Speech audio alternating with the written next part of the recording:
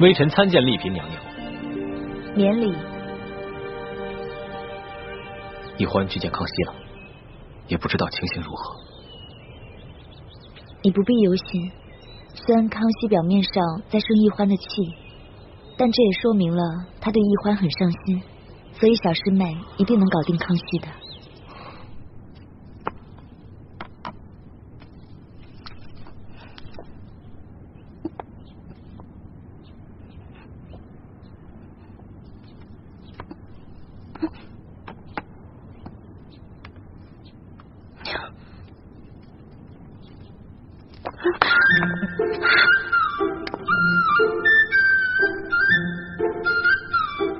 师叔姑娘，注意你的仪态，在皇上面前失仪是大罪了。我的2条腿都在弹棉花了，我根本站不动了。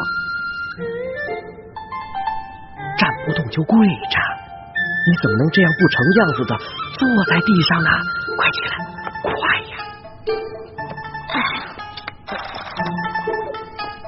李德福，奴才在。去看一眼朕的药煎好了没有？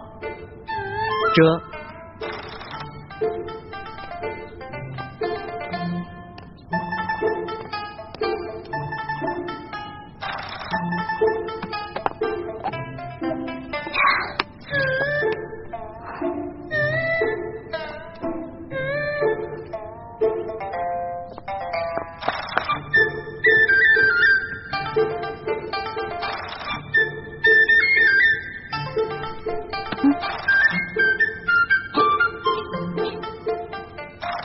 小小弟，咱俩好有缘啊，不愧是结拜的兄弟。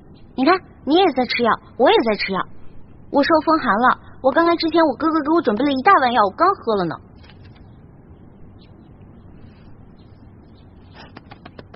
龙小弟，我知道你生我气了，你可以生我气，但是你能不能别不理我呀？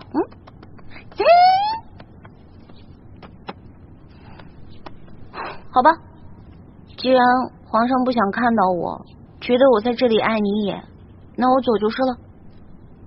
我走了。